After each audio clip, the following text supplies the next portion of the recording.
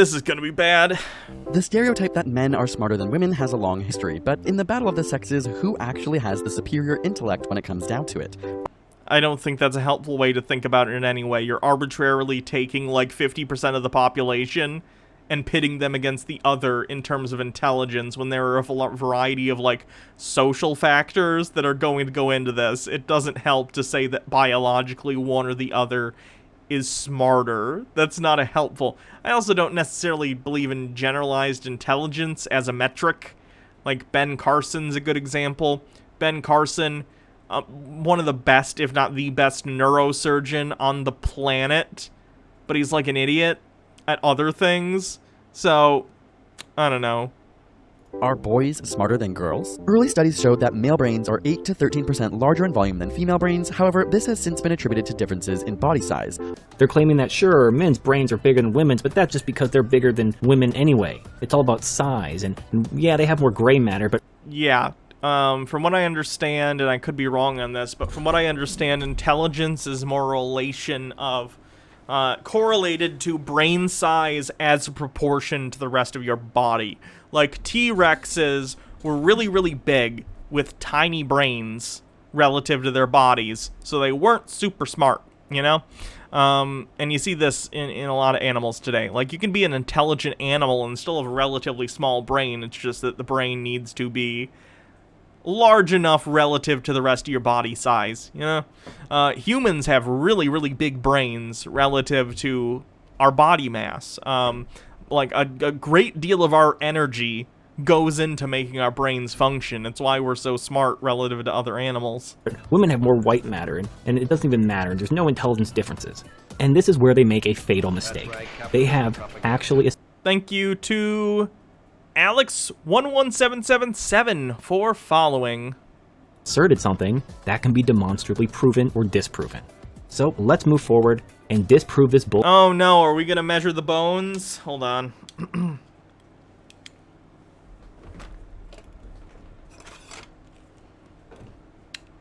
The bones! We need to measure the bones. The skull.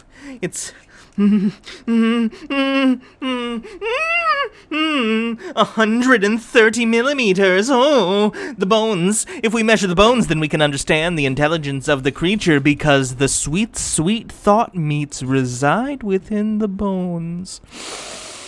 I'm gonna stick a straw in the bones and slurp out your sweet, sweet brain meats. The bones! Bullshit once and for all. So let's begin with an article written by a woman named Susan Fiske for Stanford University. Now, who is Susan Fiske? Is she some world-renowned doctor? Is she an expert on biology? So according to Susan Fiske's bio, it reads, quote, Susan Fiske's research focus is on how gender stereotypes influence how women and men perceive risk, perform in risky situations, and how others react to their failures as a risky task. Other research areas of interest include social psychology, gender, and academic sociology. Cotton Candy 903 with 10 bits. Brain size itself isn't even always important. Neuron density is also very important, as can be seen in birds. Yeah. End quote. So she's clearly a feminist. Even though she didn't major in gender studies, she's basically taking sociology and basically making it gender studies. What? No. What? And gender studies is part of sociology. I'm not saying it's not. To an extent, yeah. When you're looking at social roles and roles in society, gender studies are going to be a part of that. What I'm saying is she's trying to legitimize gender studies by working it into other subjects. She doesn't need to work to legitimize gender studies because it's already legitimate. Which is why you can get a degree in it. I'm sorry it's a thing you don't like, but that doesn't make it illegitimate just because you don't understand it. And in fact, she's writing for the Clayman Institute for Gender Research at Stanford. So that just gives you a little background on Miss Susan Rebecca Fiske. Imagine if I said, like, oh, and just to show you that this scientist, this biologist is trying to legitimize biology, and did you know that they work for the biology department at Stanford? Like, yeah, that's their job. You're right, that's the department they work for. Correct? That doesn't mean they have an agenda to legitimize something that's already been legitimized. Like, what? Let's move to her article, which is all about sexual dimorphism. So the first myth that she busts is that brain size matters. And this really pisses me off. And this is the most common thing I hear in regards to this subject. is people saying that brain size doesn't matter, brain density doesn't matter because of whales and elephants and all this other bullshit, which is completely demonstrably proven false. But let me just... No, that's true. Again, it has to do with neuron density, as chat mentioned, and also brain mass relative to the size of the creature. read this rebuttal, and then I'll respond to it. Like, a whale has a much bigger brain than us, but they're not necessarily smarter than us, right? It's just that their bodies are also very big, so in relation to themselves, their brains are a bit smaller than ours are, I believe. But even so, again, this isn't going to be one-to-one. Brains evolve differently in different species, so it's going to be different from creature to creature. It says, quote, while men have larger brains on an absolute level, there is no sex differences in brain size once body mass is controlled. Yeah, there you go. The male brain is not proportionally larger than that of the female brain. Men are just physically larger on average. Furthermore, if absolute brain size were all that mattered, whales and elephants, both of which have much larger brains than humans, would outwit men and women. Unquote. Okay, alright, let's just back the truck up and take this one at a time. I'd love to hear what his bullshit justification is going to be for why he thinks this scientific reality is somehow feminist propaganda when it's actually just, you know, evidenced fact. I'm glad that she actually admits that men have larger brains than women. Many people have trouble admitting that. However, yeah, because on average men are larger than women. They have bigger heads. However, it has nothing to do with size. It has to do with cranial capacity and the sexual dimorphism of the skull. Even when a man and a woman are the same size, a man still has a larger brain. Even children, little boys and little girls who are the same age, the same size, the little boy is going to have a larger brain. It's just... No. Again, it's relative to your mass. Even if you're the same height as a woman, let's say, you probably have more mass on your body. Because you probably have more muscle and muscle density. Muscle weighs more than fat. It's more massive, basically. It's denser than fat. So even if you are the same height, height is not the metric by which you measure size when we're talking about this sort of thing. We're talking about relative mass, not height. So a man and a woman could have, and we're talking about cis people for simplicity here, a man and a woman could be the same height, but the man is probably still going to be, how do I put this? Is probably still going to be more massive in terms of weight, assuming they're roughly the same BMI, because they have more muscle growth and density than a woman is going to have. Again, this is all on average, but, you know. Part of sexual dimorphism. Now, it's interesting that she talked about body mass and not height. It also factors in weight. Obviously, men... Yes, because height is not how you measure the mass of something. Mass is a measurement of the amount of matter in something, right? All the cells of your body are part of your mass. It has nothing to do with your height. What? Way more than women because men have more muscle, and muscle... Yes, which makes them more massive. They have more mass. You have more matter in your body because muscle is denser than fat. Weighs more than fat. Whenever you see some feminist article talking about the sexual dimorphism of the brain, and they mention that men don't have larger brains when you factor in weight, you know they're full of shit. Weight has nothing to do with size. It does, because we're talking about mass. We're talking about the amount of matter in your body. Do you think we measure mass by height? Holy shit, this guy's an idiot. Weight is about muscle mass versus fat mass. Women have more fat, men have more muscle. Of course they're going to weigh. And those differences are because of the density of the different kinds of matter. Fat is less dense than muscle, which is why muscle weighs more. Weight, of course, on Earth being a measure of mass, because on Earth, you know, the gravitational constant is more or less constant. More, even if they're the same size. What does that have to do with the size of the brain? What does that have to do with sexual dimorphism? If you're sexually dimorphic, it has to do with your skeleton, which has jack shit to do with your muscles. The bones! We need to talk about the bones! The bones! We must speak about the bones! My lord and savior Baphomet has told me the secrets of the bones. If you hold a bone up to your ear, you can hear the screams of the boneless. In the depths of hell, the boneless, envious of our bony calcium deposits that let us stand. The bones. Now, your skeleton has a lot to do with your height. Again, why are you using height as a measurement? We're talking about bodily mass. You can be like, let's say you're really tall, but you don't have a lot of muscle. You're lanky. You could be less massive than someone who is shorter than you, but has a lot of muscle mass. There's a reason that these words mean different things. Crunkers, thank you for following. I appreciate that.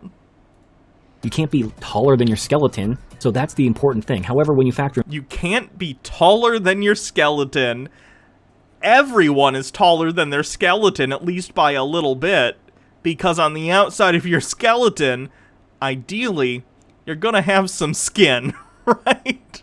So, you're at least as taller as your skeleton as the skin on the outside of said skeleton, and that's not even including stuff like musculature on, like, your feet, which is going to, again, make you taller than if you were just, like, a bony skeleton guy, you know, dootin' out in the middle of nowhere with no musculature or bodies. This guy, I've never listened to this guy before. He's legit an idiot. Like, this guy's really, really stupid. And weight. It's a little trick that these gynocentric scientists do. Gynocentric. These gynocentrists understanding how mass works.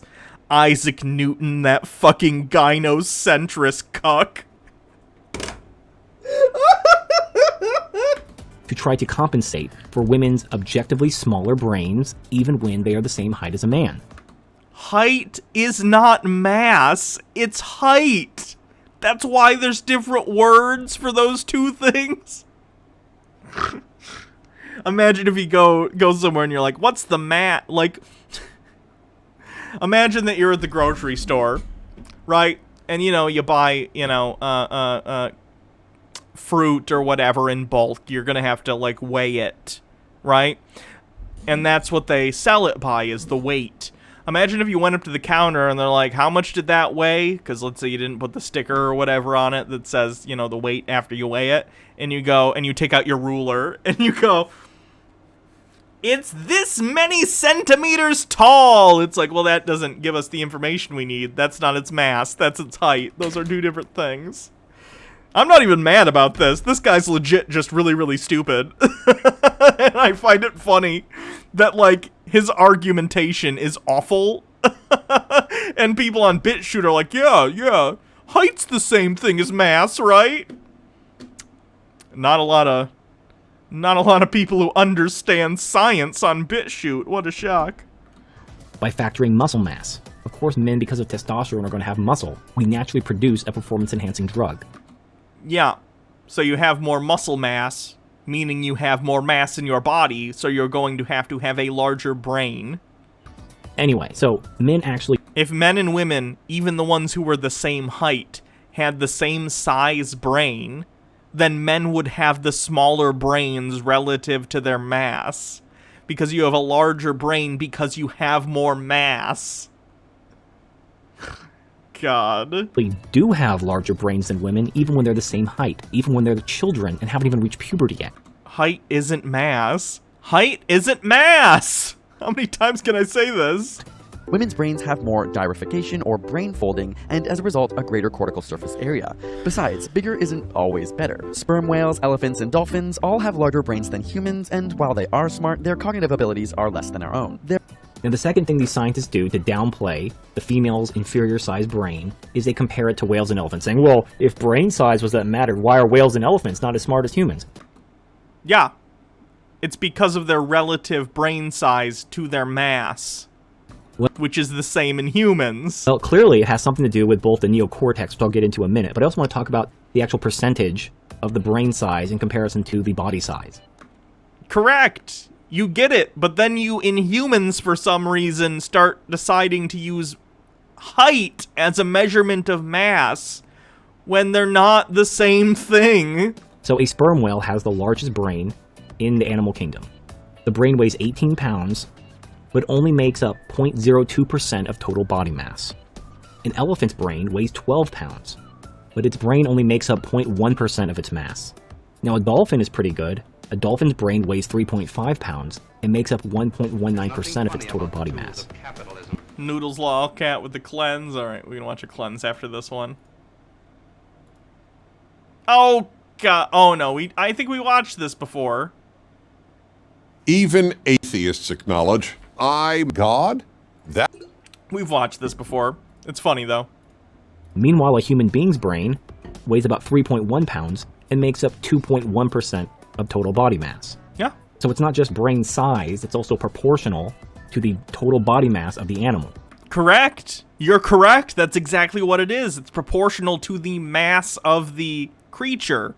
I noticed that here you're not measuring the height of a dolphin or the length even. You're talking about mass.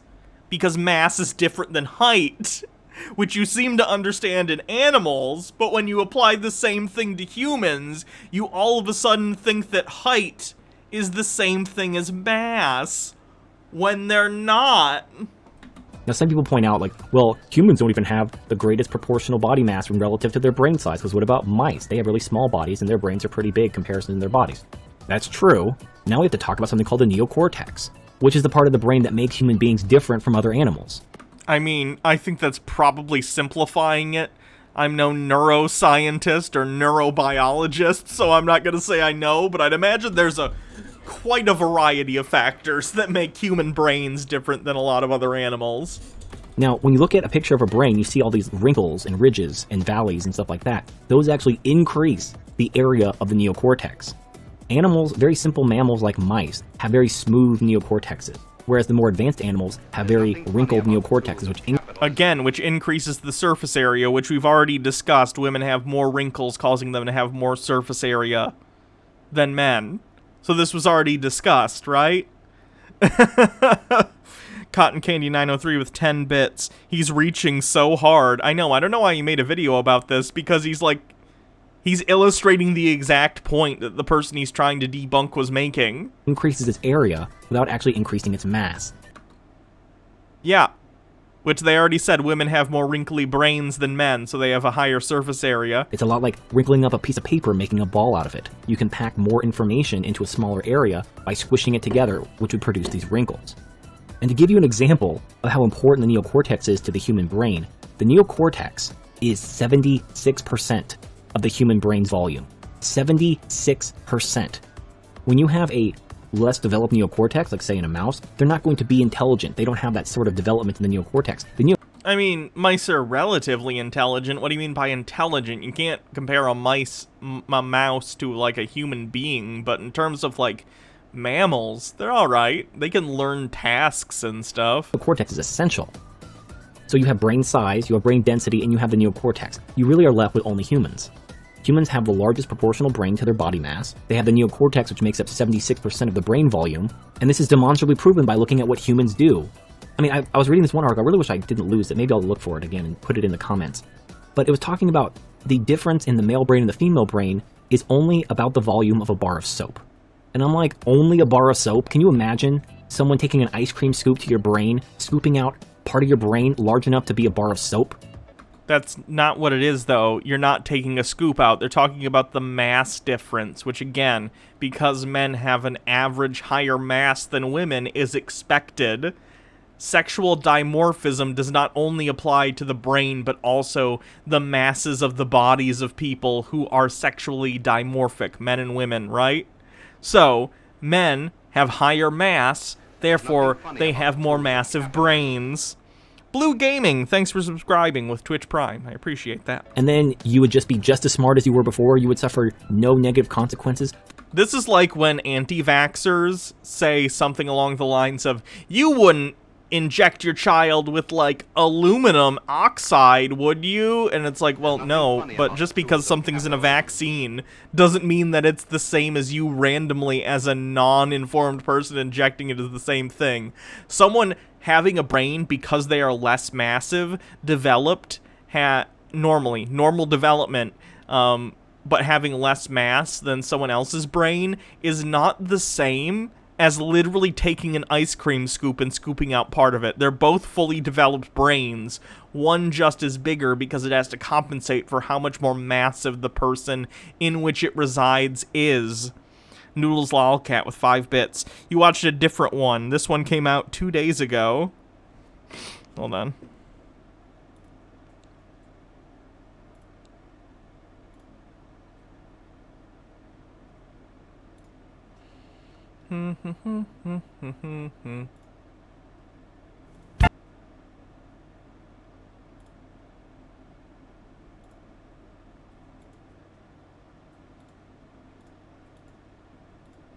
For having 10% of your brain removed? I mean, just think about that. Think about how retarded that sounds.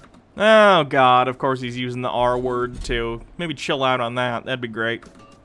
And you can see this most acutely with stroke victims. You know, when you have a stroke, even a minor stroke, you could lose a small percentage of your brain function. Yeah, that's because part of their brain was damaged, not that their brain developed with less mass.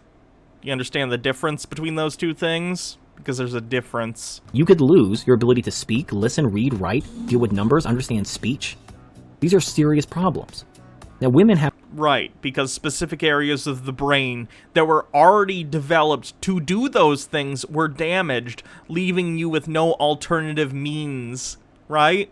But if your brain develops just with less mass, then it's developed normally to carry out all the functions necessary to survive and think and thrive, just with less mass, because you don't need as big of a brain, you don't need as massive of a brain, because your body has less mass, relative to someone with a bigger brain who has, again, a more massive body. Have an inherently smaller brain. They basically have 90% of the capacity of a man.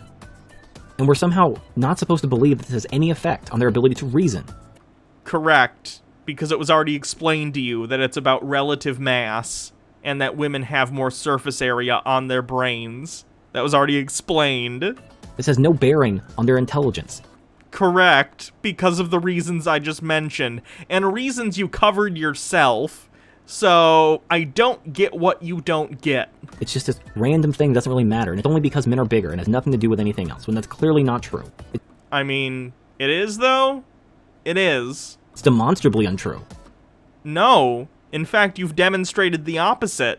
There are other structural differences, though, like males having more connections within hemispheres while women have more connections between hemispheres, but overall, MRI brain imaging shows significant overlap in the physical structure between the sexes. A lot of this has to do with the connectivity differences between the male and female brain. According to a 2013 study from the University of Pennsylvania, the male brain has greater connectivity from front to back, while the female has greater connectivity from side to side. According to the researchers themselves, this makes men better at learning and performing tasks, whereas women have superior memory and social skills.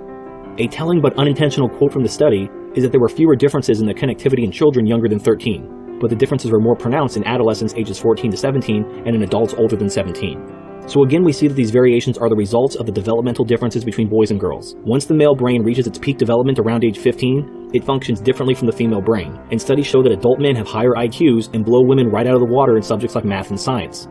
After studying... I would argue a lot of that has to do with sociological factors. If you control for those, it's not the case. I think they've actually done studies that, all things being equal, women can actually be better at math than men.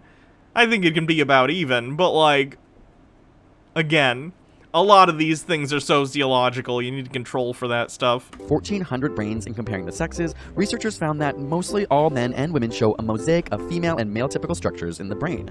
This study also evaluated gender stereotypical behaviors, like how video games are often considered male behavior, while scrapbooking is female, and the results found only 0.1% of test subjects displayed only male or only female typical behaviors. I'm going to be responding to an article called Male and Female Brains Are the Same, but People Are All Different, and That Gives Me Hope, in The Guardian by Deborah Orr. Now, this article came out December 4th, which was 10 days ago. The reason why I've waited to respond to it is I was waiting to get access to some academic papers. More about that in a moment. So moving on from there, the tagline reads, "A new study has given credence to the idea that gender is more cultural than biological. It won't stop the human urge to seek out like minds and avoid unlike ones, but it can remind us that our strength is in our infinite diversity." Now it starts out saying, quote, "A study led by Delpha Joel at Tel Aviv University has shown that there's really not much in the way of difference between male brains and female brains. There are features that are more prevalent in the brains of women and features that are more prevalent in the brains of men, but human brains tend to have a highly individual mix of such characteristics." Unquote. Now, I want to start off by kind of dismissing some things out of hand, and I'll get back to this when I actually get into the academic research. But sexual dimorphism isn't fixed. The idea that because humans are a sexually dimorphic species, and men tend to have certain characteristics in relation to women, doesn't mean every single man is going to have those characteristics. Correct. Men are, on average, stronger than women. They have more muscle. Now, does this mean there aren't weak men that don't have a lot of muscle or even have less muscle than the average woman? Clearly not. You see skinny guys, these like Also, there are women who are bodybuilders. beanpole guys around. They're not too common, but they exist. So does that mean that muscle mass is not a characteristic of males? That humans don't have this degree of sexual dimorphism in muscle mass? Clearly they do. It just doesn't apply universally. Same thing with height. Men are, on average, taller than women. Does this mean that there aren't short men? Of course there are short men. So the point is, just because humans are sexually dimorphic, and men have certain qualities in relation to women, it doesn't mean these qualities are universal. There are degrees of sexual dimorphism. You can have a guy who's very muscular, but is also very short. You could have a guy who's very tall, but has less muscle and more fat. And if this variability in sexual dimorphism can apply to muscle, height, and other such things that are more physical, why wouldn't it apply to things that are mental, such as brain density, gray matter, and so forth? Now, as the article continues, it doesn't talk much about the study itself. It goes into this long moralistic diatribe about how people like to put themselves in different groups and separate us versus them, and how this understanding that there's a lot of bleed over between different people, that this is going to bring a better world. Yeah? None of that's inaccurate? Toward the end it says, quote, "But there are times when I feel very hopeful and choose to see human anger and violence as a rearguard action against a growing understanding that our strength lies in our diversity, and that our diversity can only be accommodated if everyone gets to have their say and be heard, and everybody gets to use their own unique brain as well as they can use it," unquote. Yes, none of that sounds bad. Whatever, this chick doesn't know what she's talking about. Let's go to the Is that your whole rebuttal? Whatever, this lady doesn't know what she's talking about. Brilliant. You gotta put that on a plaque and put that somewhere. Whatever. This lady doesn't know what she's talking about. Substantive peer review. You nailed it. actual research. So the actual paper is called Sex Beyond the Genitalia, the Human Brain Mosaic. It has several authors. The main one is Daphne Joel. Unfortunately, this paper is behind a paywall, so I'll show select sections of it. I can't just upload the entire thing because of copyright. On page 1, section 3, it talks about how, quote, "Joel has recently argued that the existence of sex-gender differences in the brain is not sufficient to conclude that human brains belong to two separate categories. Rather, such a distinction requires the fulfillment of two conditions. One, the form of the elements that show sex-gender differences should be dimorphic, that is, with little overlap between the forms of the elements in males and females. Two, there should be a high degree of internal consistency in the form of the different elements of a single brain." Unquote. Now, this is, in itself, kind of a stupid criteria to base sexual dimorphism on. For example, the first criteria it sets is that the forms of the elements should be dimorphic, that is, with little overlap between the forms of the elements in males and females. That's kind of dumb. When you look at gorillas, they have the same general form. The male is just a lot bigger than the female, hence sexual dimorphism. Now, obviously, humans have less sexual dimorphism than a gorilla. Obviously have the same basic form. We're not two different species. We're comparing male humans to female humans. It's stupid to say that because obviously male and female brains are going to be more similar than different, but it doesn't mean they're not dimorphic. I mean, to an extent, but even compared to other species, human sexual dimorphism isn't really that prominent. I mean, there is a difference, but, like, not a ton. Humans are relatively similar to each other. Anyway, and then the second one is there should be a high degree... And when I say relatively, I mean relative to other animals and their forms of sexual dimorphism. ...of internal consistency in the forms of the different elements of the single brain. So what this is saying is that within that form, so we're looking at female brains and male brains, all male brains should have the same general elements and all female brains should have the same general elements, and they shouldn't be similar. I mean, as an average, male brains are going to be a little more similar to each other than they are to female brains, and the same in the opposite, but, like, again, there's a ton of variability in this. So as you can probably guess, simply by the way that this experiment, quote-unquote, was structured, they're obviously going to debunk these. These are stupid premises to begin with in a species. Even species that are acknowledged to be sexually dimorphic are more similar than different, especially with internal organs like the... Highly and Derp with 100 bits. couple years ago, I wrote a statistics paper on a study that showed that humans don't actually qualify as sexually dimorphic because on all gender differences, there is significant enough overlap for humans to fail to be defined as dimorphic. It's interesting. Devious Chillster with 25 bits. This guy really just sounds like he wanted to be smarter than girls. Yeah, sounds like it. The brain. Later on in section 9 of page 1, it says, quote, in contrast, more recent evidence that masculinization and feminization are independent processes and that sexual differentiation progresses independently in different brain tissues. So what this is saying is they're trying to separate sex and gender. Feminization and sex and gender are two different things. Sex is biological, more or less, and gender is sociological. So they're not trying to do that. That is just the reality of how those terms are used in the modern day, especially in academia. These are different things. Masculinization are basically this newfangled concept of social construction of gender. So, is a male brain, obviously someone who's born a man, do they have a masculine brain or a feminine brain? Now, I'm going to define what they mean in this study in a minute, but this is setting up a... On average... MH Darkbeast, thanks for continuing your subscription, 3-month streak. And they say, holy Hannah, it's the Chuds. Look at the bones. Good to see you. Looking wonderful as always. Thank you. So yeah, on average, if you're like a cis man, let's say, your brain is going to be more similar to other cis men, but there's a ton of variability, you know, so. Straw man. Something that they're going to easily swat down and claim something that's not true. What I enjoy about academic journals as opposed to magazine articles and pop culture articles is that they actually have to show their cards. They have to show the data they used and how the data is calculated. And by looking at how they calculated their data, you could find out if they're manipulating the data in some way. And this is no different. So on page 3, it starts out under the results section. It states that they weighted the images of 169 females and 112 males. Now, why did they oversample the females? This becomes important in a moment. They oversampled the females by 57 people. 169 females versus 112 males. This is extremely important, and here's what. This could just have to do with the fact that they put out like a thing like, hey, come and be part of this study, and, you know, they got more women coming in to do it. I mean, I don't know, I'd have to read the paper. Why? Later on. And I don't see a link to the article or the journal or anything. So. It says, quote, using the actual distributions of males and females in the sample, male end and female end zones were arbitrarily defined as the scores of the 33% most extreme males and females respectively, and an intermediate zone was defined as the area in between these two. We use the term male end, female end as a shorthand for the end of the continuum in which males and females are more prevalent. Respectively, note that our method of categorizing the continuum into 3 discrete classes inherently places some females at the male end and some males at the female end. Unquote. Now, this is where the oversampling becomes extremely important.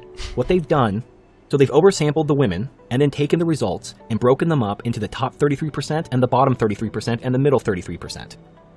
Labeling one the male end, one the female end. And they're talking about gray matter volume, of which... I'd imagine it's already controlled for the oversampling of females, right? They usually in studies like this will control for that. That's probably not the right word.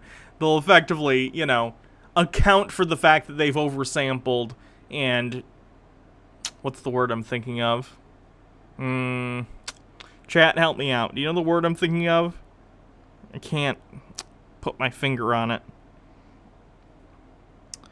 Baja Blast 7175. Baja Blast, my girlfriend, who's a 4th-year PhD candidate, says as long as their statistical test take into account the different sample sizes, it doesn't matter. Yeah. And I imagine that's what they did, since this is, like, actually published in a journal, so... Men have more. However, because they oversampled women, there's going to be more weight on the lower end of the spectrum. Weighted! That's what I'm thinking of. They usually correct the weightedness of the scale when they do stuff like this. They usually weigh it in such a way as to basically equalize it out. Spectrum, pushing more men into the intermediate or even female categories. So this is how the statistical chicanery happens. You oversample the women by 57 participants, and then you split the results into thirds, which is automatically going to push men down into the intermediate category, or even into the feminine category if they're somewhat low with sexual dimorphism. Okay. What's that? This dude obviously doesn't understand, like, so what he's looking at is they already accounted, I don't know how to explain it, but they already accounted for, they normalized the things by taking the upper 30% of each.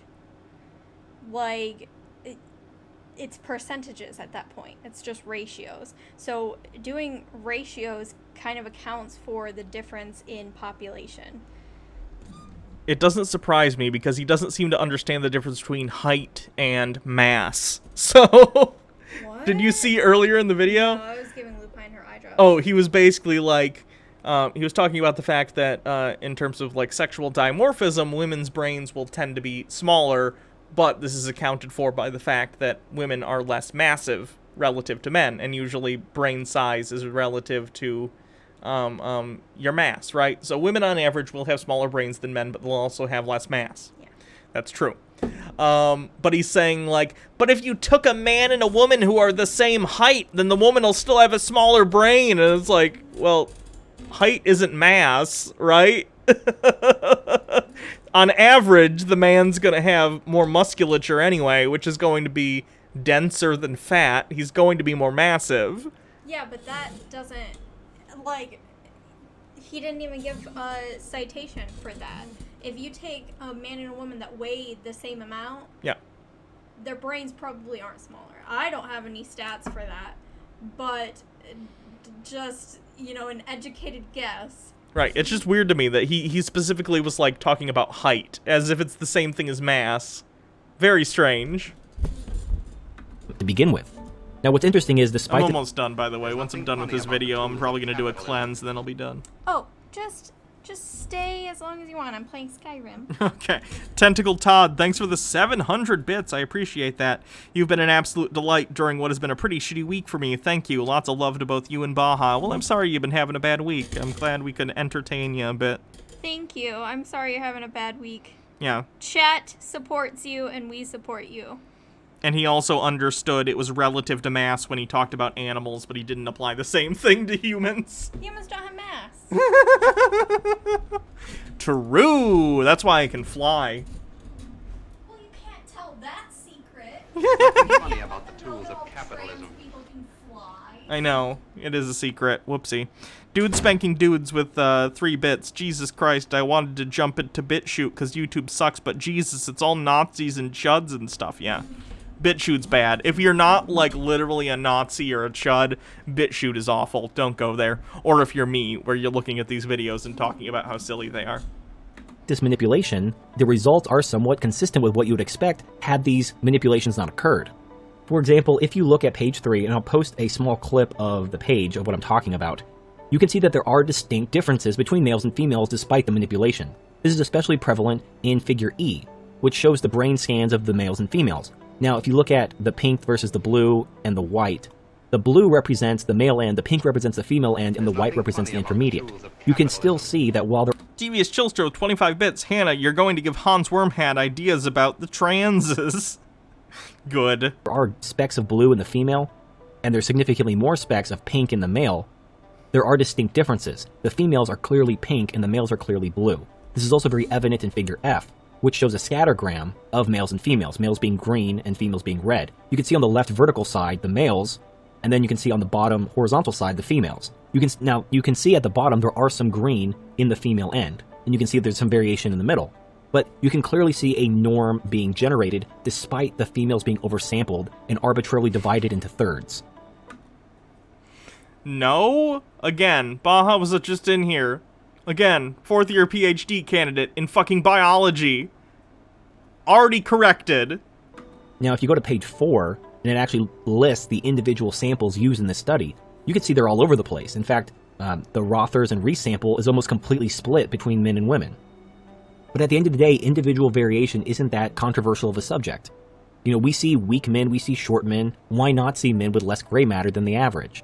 Right, that's the entire point, is that while we can see general trends in terms of dimorphism between men and women, there are all sorts of people who don't fall into the, like, average box, whatever you want to call it.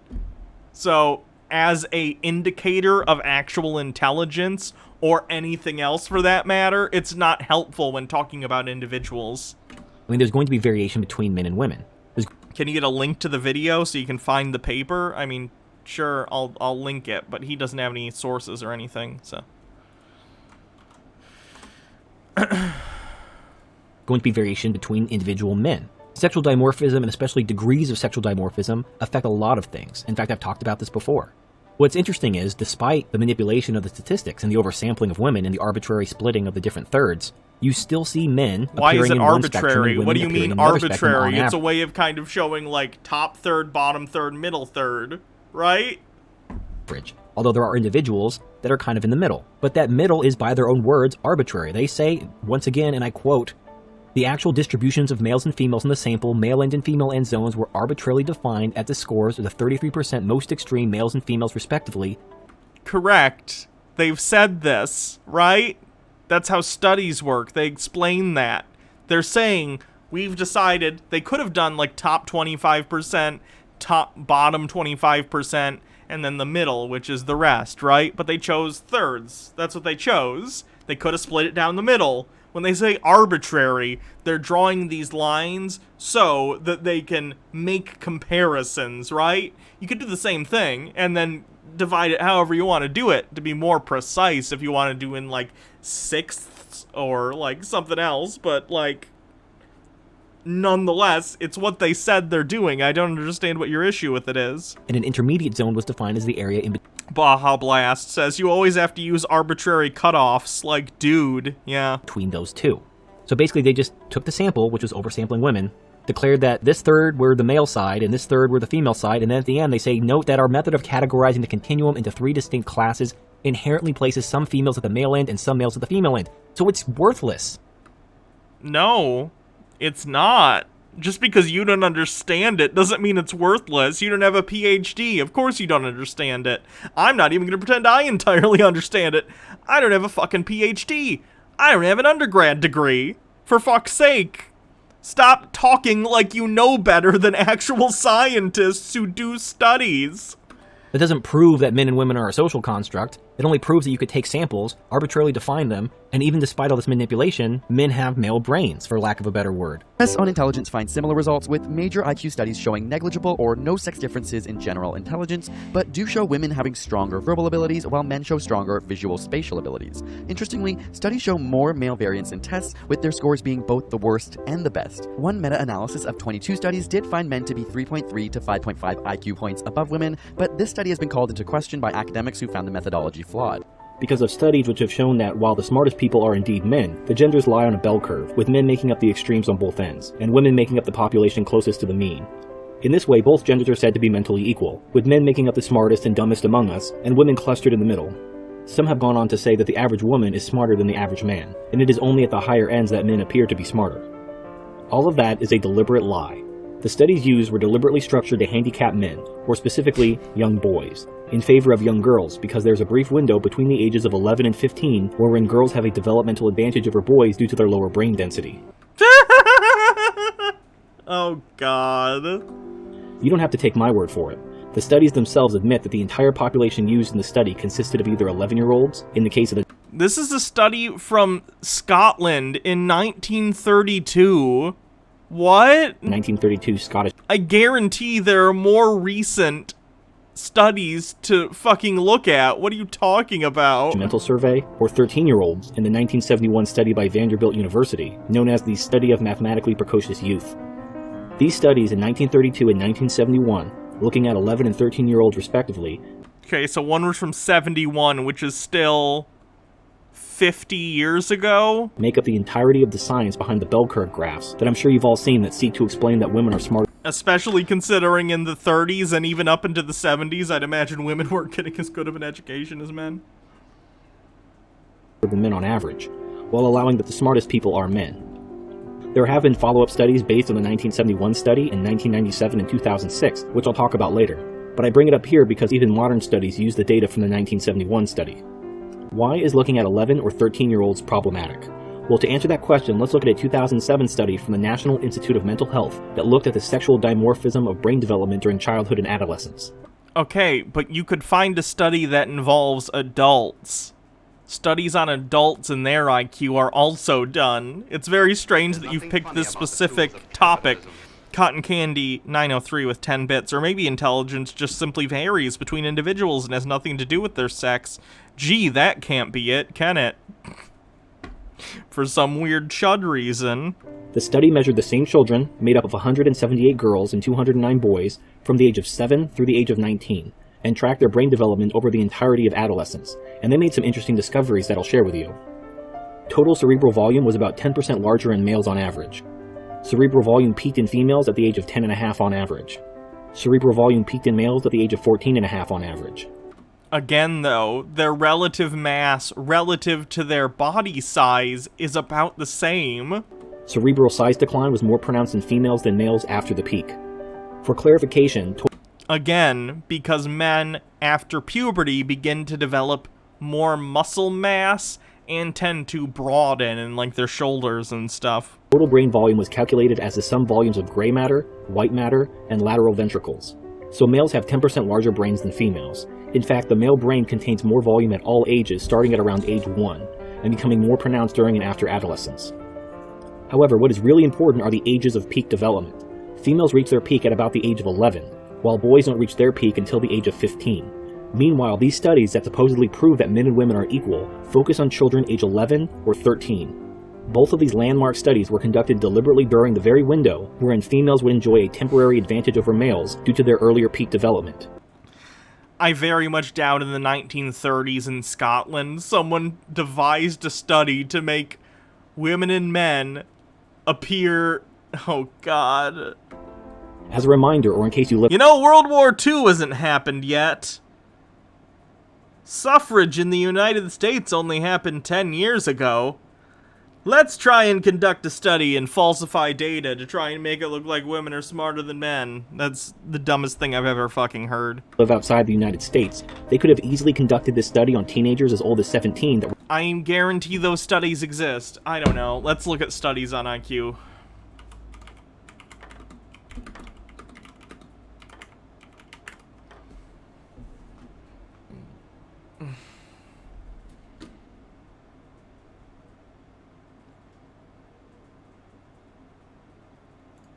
Israeli military IQ test. This is from 98 from Cambridge University. Israeli military tests. Gender difference is small, IQ gains large. Basically, again, the IQ difference is negligible. However, over time, people have, on average, gotten smarter.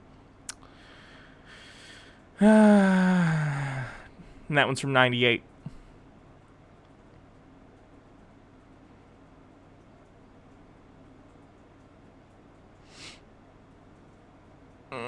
It's hard to find scholarly articles on Google.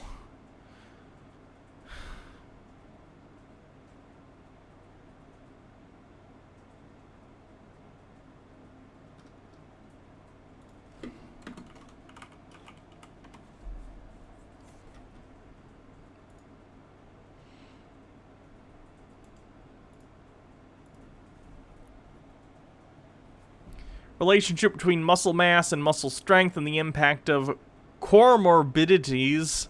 A population-based cross-sectional study of older adults. Well, that's not brain. It's about autism. Middle-aged adults. IQ and personality traits assessed in childhood as predictors of drinking and smoking behavior. Alright. I can't find fucking studies on Google. I'm bad at this. I'll have to get them next time. Were still attending high school, but they chose to conduct the studies on children within the window of female advantage in order to tilt the scales towards the girls. And how would they have known that that's the advantage when they're the ones who did the study? I don't think studies prior to that would have said anything about, you know, the mass of children's brains, the advantage that women might have over men during that period. They were probably just picking an arbitrary age group, and it so happened that that's a period under which women might have relatively more massive brains to their body size compared to boys their age. And again, I don't even know if that's the case. Quote-unquote prove that girls were smarter than boys. And yet, despite this deliberate manipulation of the population sample being studied in order to favor girls over boys, boys still managed to be the majority of the upper quintile, although they also made up the majority of the lower quintile, most likely due to their brain's development at that time. It's entirely possible that the boys in the lower quintile caught up and surpassed the girls after their brains reached peak development around age 15. Maybe. Some of them. I don't know. We'll never know. Now, I previously mentioned that there were follow-up studies based on the 1971 study in 1997 and 2006. What's extremely telling about these follow-up studies is that they never measured IQ again. In both studies, adult participants... That's in large part due to the fact that IQ testing has been brought into question in terms of measuring sort of a generalized intelligence. BitChute is inferior because it has no dark mode. Funny. IQ tests are questionable, you know? I think we need to come up with a better metric of intelligence than that. And again, I'm kind of iffy on generalized intelligence in the first place, but something to measure different kinds of intelligence, which I know IQ tests do in the first place, but like, I don't know. And there's also been studies to show that there's sometimes cultural bias at play in IQ tests, so... Participants were only measured by what they majored in during college, what they chose as their careers, what their income ranges were, etc. Neither of the follow-up studies measured the IQ of the participants again to see if these fully grown adults fit on the same bell curve as they did when they were 13. In fact, if you look at the follow-up studies and see where these children ended up as adults in terms of college majors and occupations, they're entirely average, and exactly what you would expect from the general population, including the women majoring in things like education and medicine, and the men majoring in math and science. Which is sociological, mostly. Now, have there been any studies that looked outside of the window that favors females? Yes, and contrary to popular opinion, even the average man is smarter than the average woman. According to Arthur Jensen in a paper published in 1983, where children ages 6 to 17 were measured, which includes the periods between the age 11 where females enjoy a developmental advantage over males, and after 15 when males have caught up. The average female IQ was 101, with a standard deviation of 13.55. The average male IQ was 103, with a standard deviation of 14.54. Not incredibly significant, but keep in mind that females enjoy an advantage between the ages of 11 and 15. You're claiming that with absolutely no source that women are having an advantage between certain ages. Again, you haven't evidenced that. You're claiming that, but you have not evidenced that. What else? Very small difference, and also this is in the 80s? Was this the 80s or was this the 70s? I don't know. But again, sociological factors affect how people of different genders treat their education, so... Devious Chilster with 50 bits, he really just wants to be smarter than women. It's really pathetic. Like, I sent you a dick pic. Please respond levels of pathetic. 83? Alright. And even despite being at a disadvantage nearly half of the years being measured, boys still had higher average IQs than girls. Barely. I'd imagine that's within the margin of error. Was it not like 1 or 2 points difference? However, there's more. In a 2004 study, adults were measured, thus eliminating the 4-year window between the ages of 11 and 15, wherein girls enjoy an advantage over boys. In this study, men scored an average 5 points higher than women, and the standard deviations were equal. I'd imagine again, if controlled for sociological factors, you would find that it's about the same. And 5 points is not very much at all. We can go back and confirm this using average IQs by college major. Remember that the 1971 study conducted follow-up studies which measured where the children involved in the 71 study ended up majoring in, and they fell exactly within what you would expect. And when I go over these IQ differences, you'll see exactly why the researchers didn't retest the children, now adults, from the 1971 study. It really pisses me off when people who call themselves scientists operate with a clear agenda. Cotton Candy 903 with 10 bits. I had a psychology professor who talked about how easily they could be rigged, like with the question, do boats have wheels? Most wealthy white kids answered correctly, but many inner city kids who are predominantly black would answer yes because they would only ever see boats on trailers. These IQ tests were used to argue that black people were less intelligent than whites, but were widely biased and inaccurate, yeah. But such is life. Anyway, let's move on and look at the study. Again, you're claiming that there was a bias in the study that you haven't evidenced. Just because you disagree with the methodology doesn't inherently make it a biased test, right? And again, you're not a PhD in anything, so you have no authority to claim that any research is biased. You have no training, neither do I, but I'm just, responding to some jackass on the internet. I don't need an authority to do that. Any idiot can get on Twitch and just say words. ETS, an educational nonprofit and think tank, conducted a survey to measure the IQ levels of college majors, and when the data is presented on a scatterplot graph, it is clear that the more female-dominated the college major is, the lower the average IQ of the student studying in the major. These are sociological. This is sociological. men are basically told from very young ages that they need to be successful in schools, they can go out and be successful in their career, whereas women are more often in society, in the past especially, told things like, oh, you need to care for people, you can have a family and be nurturing and all these things, so they don't have as much of a emphasis on like studying and making sure that you can be successful in whatever career you want to pursue, whatever. However, even the person who discovered this backpedals from concluding that men are smarter than women by citing a paper by Larry V. Hedges and Amy Noel from 1995 that looked at ASVAB testing rather than IQ testing, which proves nothing, but the urge to white knight for women is strong even among scientists. I don't even know what ASVAB testing is. Let's take a look.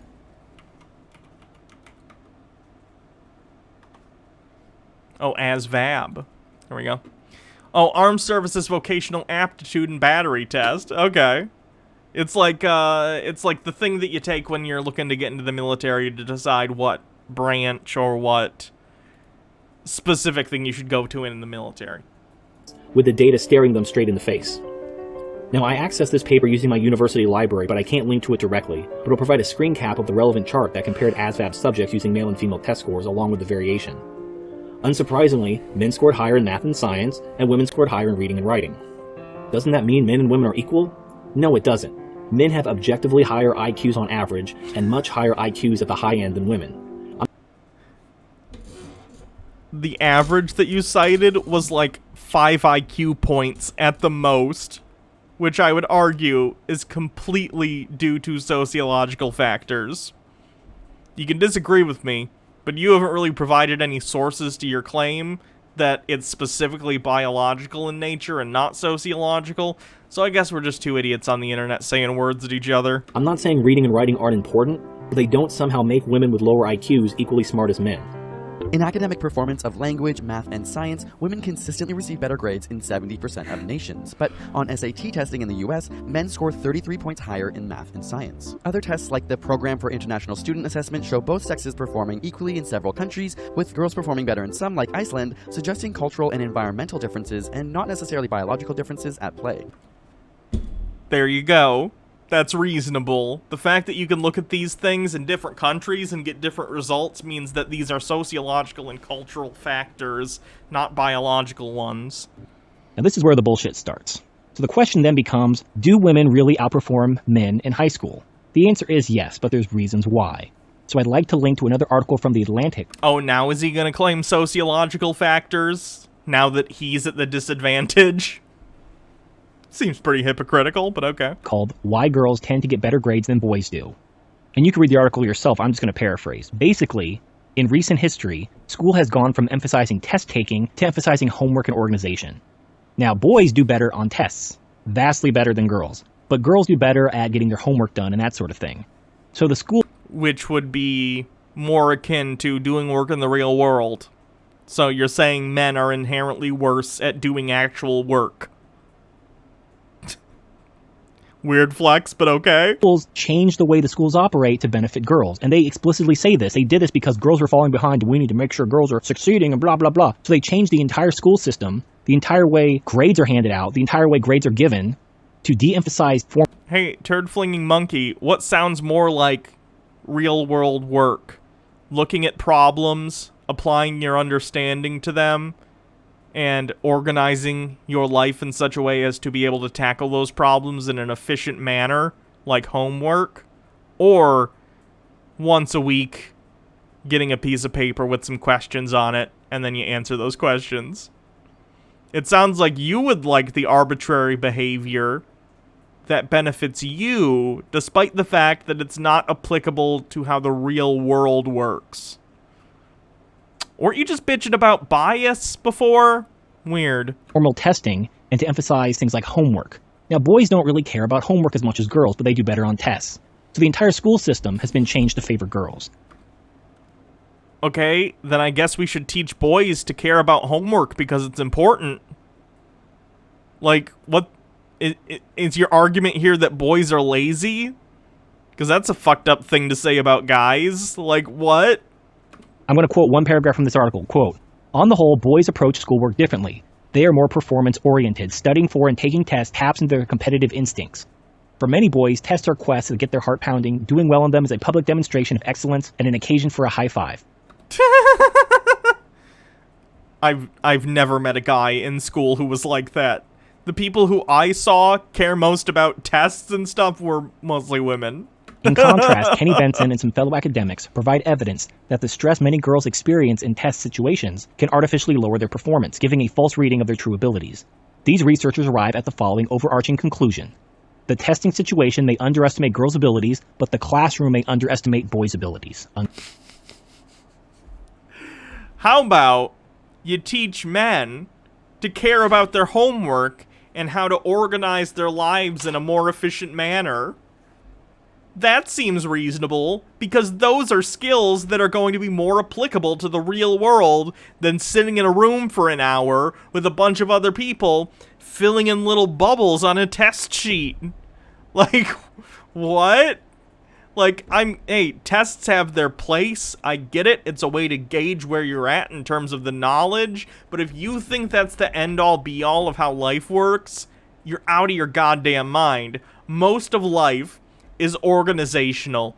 It's making sure that you put the time in to, like, study, to make sure that you're prepared for different problems you're going to have in life. Putting time aside to work on projects. This is how the world works. When you're an adult, no one's gonna sit you in a room once a week and have you fill in a little bubble sheet to see how you're doing at work. That's not how shit works. Work requires results and getting things done, and doing those things requires organizational skills and applying yourself to the problems that are presented to you, like homework. So that's the real world. Welcome to it. Unquote. So I'm also going to link to another article from the Libertarian Republic called Study. Math teachers the give girls higher... Libertarian Republic. That sounds like an unbiased source. ...grades over boys for the same answers. And from the article, quote, math teachers gave girls grades that were 6% higher than what was given to boys for the same work, says the study by London School of Economics and the Paris School of Economics. And toward the end of the article, it says, quote, the research suggests that this improvement may have been for the, quote, encouragement as a result of the teacher's biased assessment during the girls' formative years in school. The researchers also noted that not all teachers discriminate and some teachers discriminate more than others. The analysis goes on to suggest that the girls who benefited the most from biased marking in math early on were more likely to continue their education in science subjects at 16.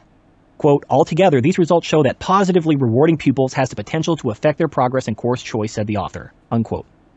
Now, do you see what's going on? These schools are marking girls' grades higher just because they're girls in an effort to encourage them. You're gonna need a source on that. You didn't even link the fucking bullshit like libertarian study, nor did you reference the sample size. You're cherry-picking studies that you think show bias in favor of females. Like, what?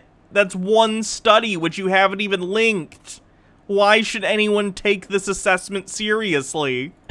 And they're tilting the entire way grades are handed out against testing and towards homework, which favors girls.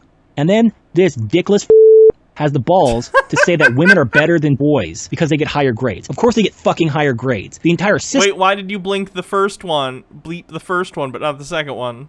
...is built towards girls. It is built against men. It puts every obstacle it can...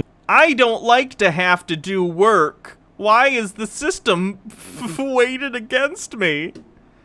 I don't know, maybe you should do your homework, bro. Do your fucking homework. ...in the way of men, and does everything it can to build women up. Who gives a fucking shit about grades when that's the system we're working with? What about the jobs these people get after college? And what's this from US News? Women more likely to graduate college, but still earn less than men? Holy fucking shit, Batman. Yeah, that's due to a variety of factors. First of all, the gap in careers. Basically, women will tend to gravitate towards lower paying jobs. I think that's more sociological, but there could be a biological factor. I don't know. And secondly, because of the wage gap. I know that's gonna make this guy just get so triggered that I just said the wage gap, but that's the reality. I mean, it's the truth. But research has found that stereotypes about women's performance actually impact how well they do. When told that a particular math test had significant gender differences, women performed significantly worse than their male peers, while women who were told there was no difference scored the same. This phenomenon is known as the stereotype threat. Even Google search data shows that parents are 2.5 times more likely to search, "Is my son gifted?" than "Is my daughter gifted?" despite 11% more girls in gifted programs in America. So in this blog called the Journal of Feminist Insight, and I don't think this is a real journal or anything, it's just a blog from a feminist. This feminist complains about how the format of the SAT and ACT is sexist. They don't do well when there's an objective right or wrong answer. They do well when they can explain and impress, but in cases where there's an... So, like, the real world. Imagine going to bat for standardized tests.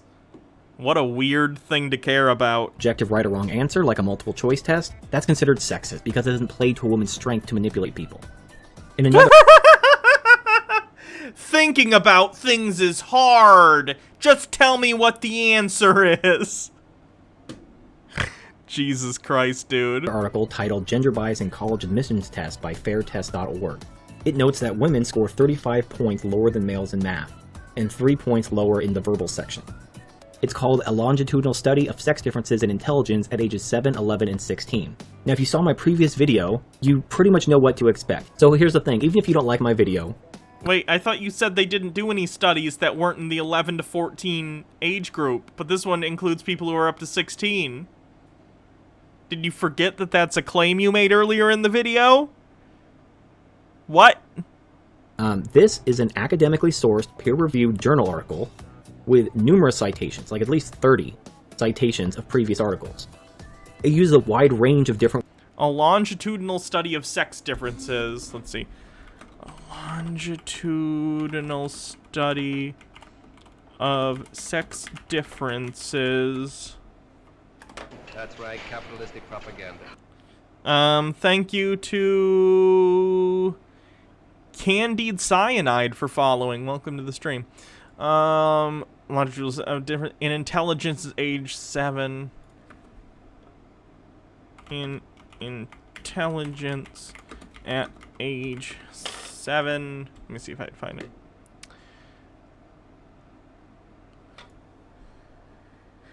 Here we go. Here's the abstract. This paper presents the results of a longitudinal study of sex differences in intelligence as a test of Lynn's 94 hypothesis from the age of 16 years, males develop higher average intelligence than females.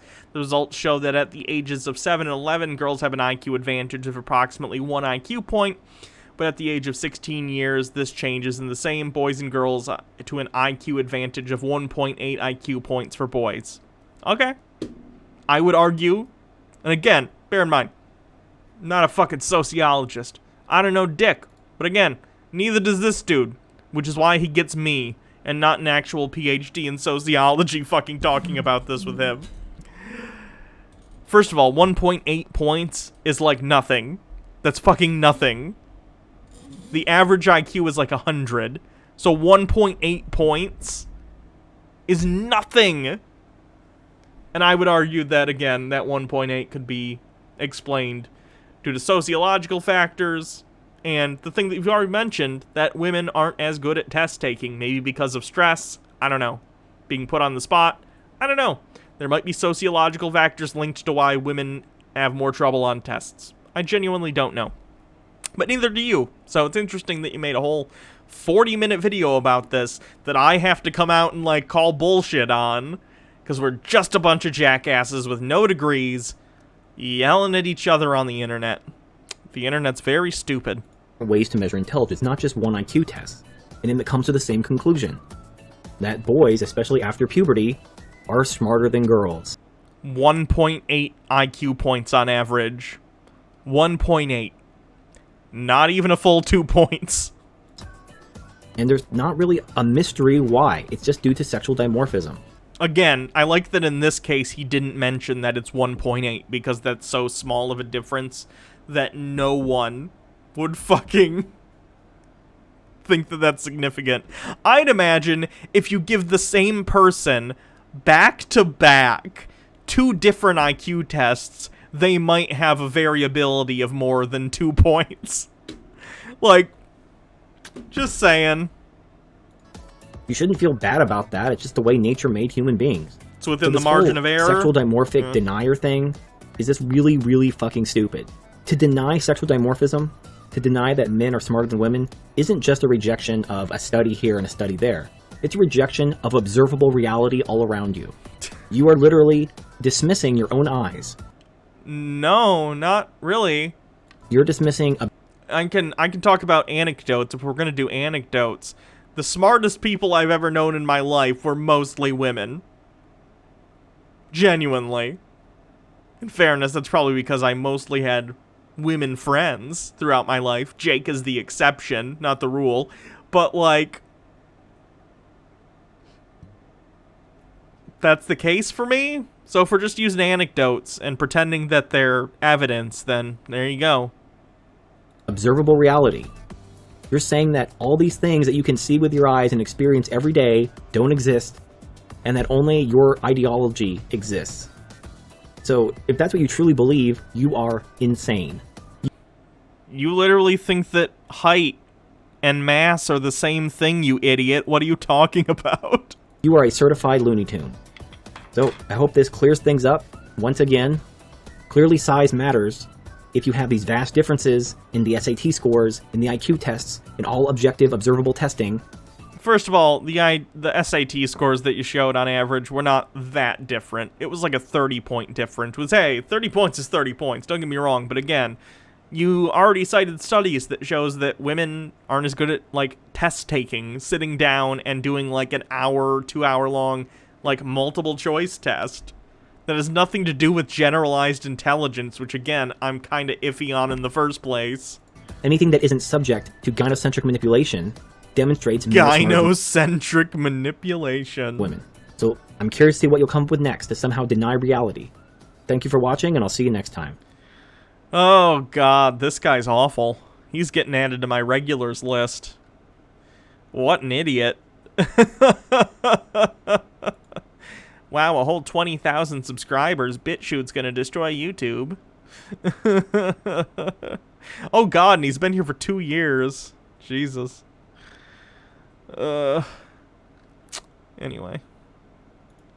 Let's do some, cleanses and then we'll end. Because I've been going for almost 5 hours now.